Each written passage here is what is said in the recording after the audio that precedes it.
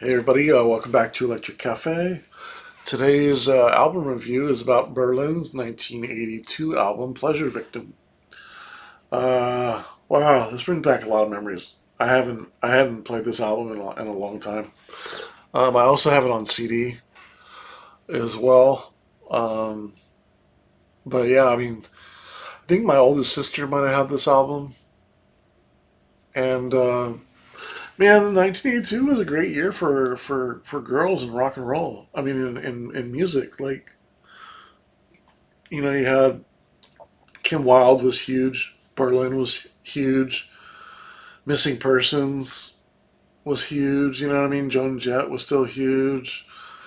Uh, what's her name? Pat Benatar was huge, right? Um, a lot of Kim Carnes.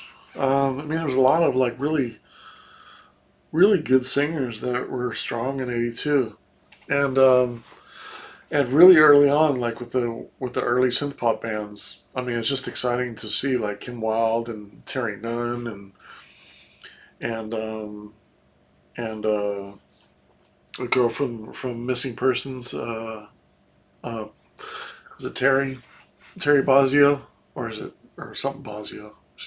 I always forget the brother and the sister. Which one's?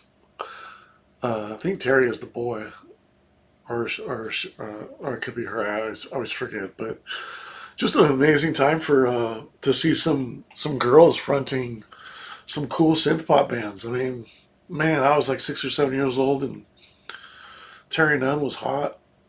She was hot. Missing Persons, hot. Man, Kim Wilde, hot. Some pretty girls, fronting some synth pop fans. I was all about it. All about it. It's all good stuff. All good. Um, but yeah, this is an interesting review on this album. I haven't heard this album in full in quite a few years. So let's check it out. Let's get right into it. Track number one. Tell me why.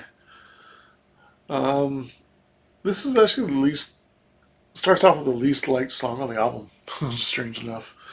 It's really futuristic for the time. Electronic pop, good guitar solo, balances well with the keyboard. I got it as a good song. 2 stars. Nothing great about it. Nothing bad about it. But it is my least liked song on the album. And then you got a Pleasure Victim, title song of the album. It's really moody. Chorus is really good. I got a very good track, 3 stars. And then you have Sex Amma. I think the song was like banned when it came out, if I remember correctly. Like they couldn't play it on the radio, and I can't think of why. Besides it, I'm trying to think of the words. She says I'm a slut, maybe I'm bi. Put your mouth on my love machine or something like that. Just something like that, and it says sex a few times. But just the aggressiveness of the keyboards and everything, and the drive of the song.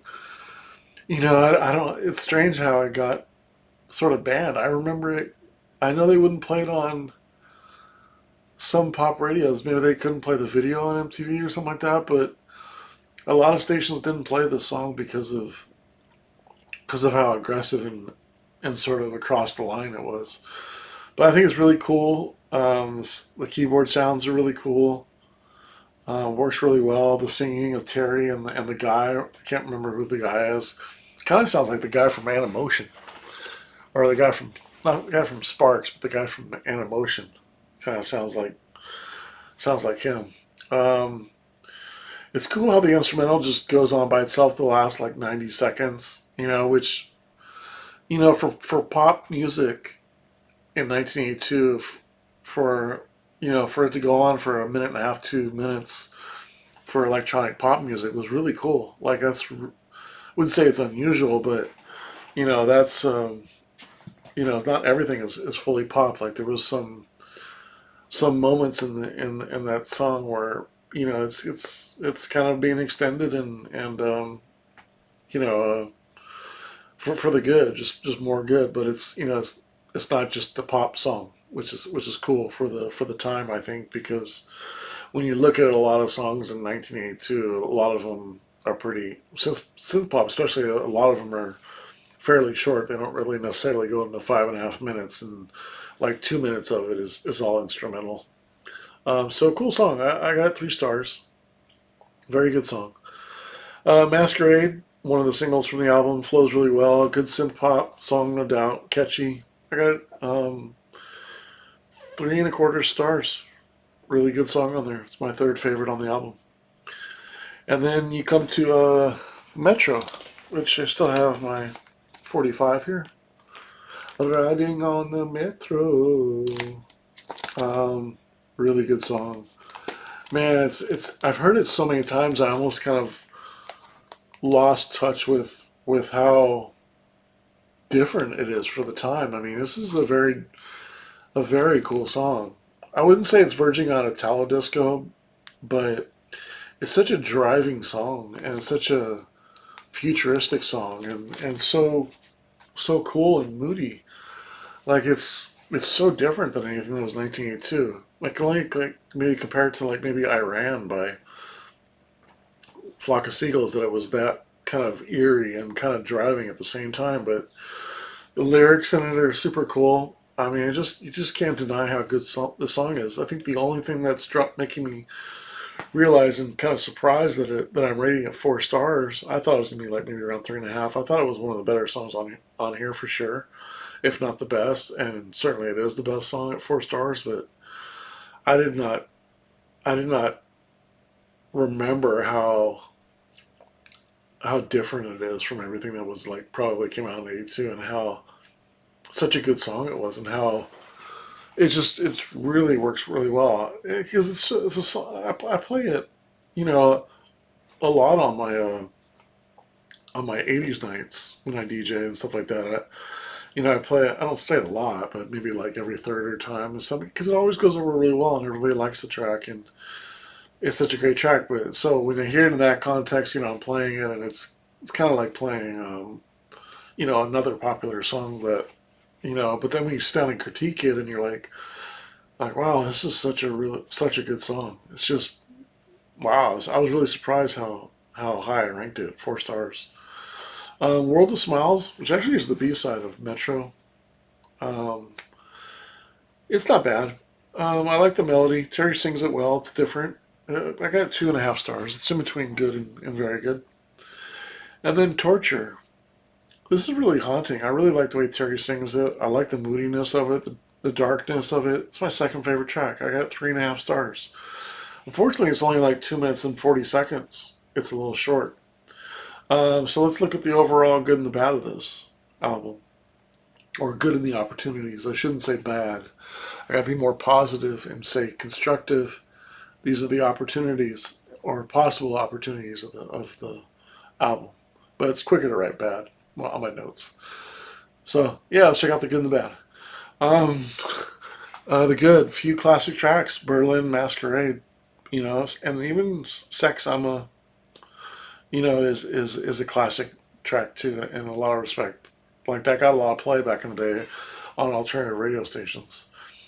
Some driving keyboard, catchy and futuristic tracks, unique for the time in pop music. Terry's voice sounded really unique at the time, you know. Opportunities on the album, too short. It's obviously way too short. There's 7 tracks on here. On some version, they add the extended version of Sex Ama, which is like 6 minutes. But this album is like under 30 minutes. It's like super short. 7 tracks. That kind of I got to keep that in mind when I'm rating it as a whole. A little thin on the dynamics for sure on the album.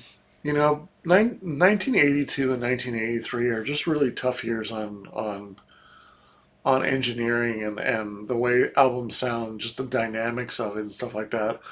I don't know why that is, and I don't know why it is on synth pop, especially. Like they were scared to sort of push the volume of synth music. I don't know if that was done intentional, so it was lower than rock music. So when people were rock music, it was louder, but it just seems like all of the music from 1982 that's electronic music is just the volume is low and the dynamics are not there. You know, I think of like, I can't off the top of my head think about an album that's great sounding. I mean, you can think of like Avalon by Roxy Music, but that's on another level. Like that was, I think that was recorded at Abbey Road and stuff. So that's like the premiere. And then obviously, Roxy Music had the money to do that, and this, the musicians and the everything was aligned perfect for them to record a great song and a great album in Avalon. It sounds fantastic. But that was like 1981. You compare, I don't know, something else from like 1982 that compared to this, and you'd just be like, wow. Maybe even something like Fleetwood Mac, like just there's really no dynamics in this album, like the highs, and it's partly the sounds of the song and the engineering, but just I don't know if they even didn't master it during those years, and maybe they didn't master albums like all the time, but it's not even so much the volume, it's more the dynamics, but the volume's really low too. But 1982, 81, 83, this is really tough years for engineering, for the way albums sound. Um, Needed a better producer.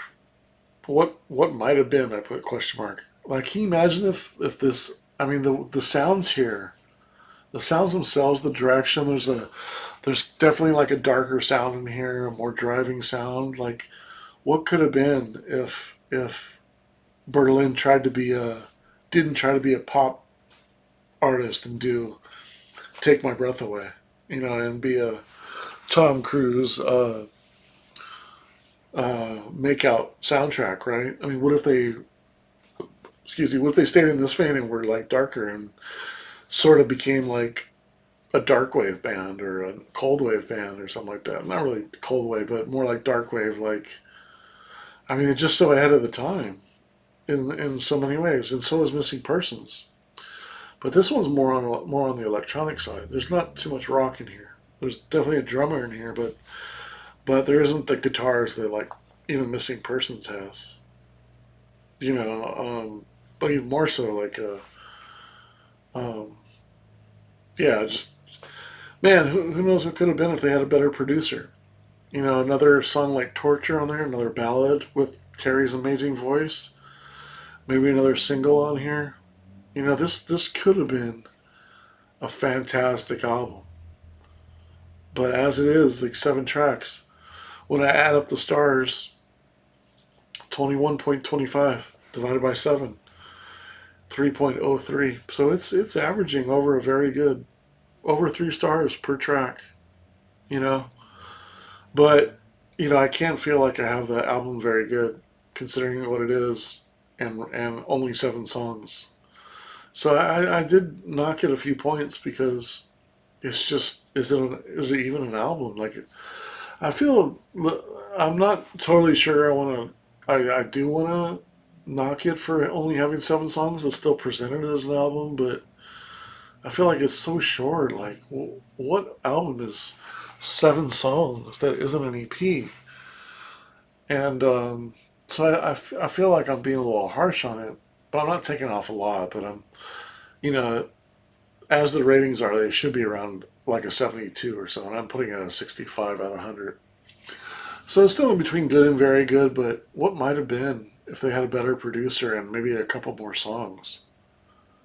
It does make. I don't think I've ever checked out Berlin's second album.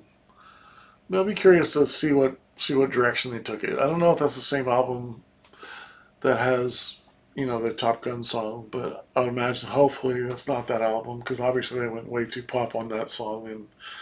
But I'm curious if they kind of kept any kind of dancey kind of thing here. This is the only Berlin album I do. I know. I think there was a.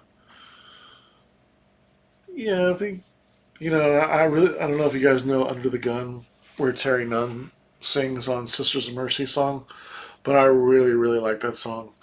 Other than that, and this album, I don't really know of any other Terry Nunn stuff. So I don't know. Of course, I know, again the Top Gun song, but I think she might have had one other song that was popular. But sometimes I get confused with her and Kim Wilde. you know, in the later 80s. And I know Kim Wilde had a big hit with that one track. Sometimes I always get them too confused. But yeah, 65 out of 100. So that's my review on Pleasure Victim by Berlin. Thanks for watching.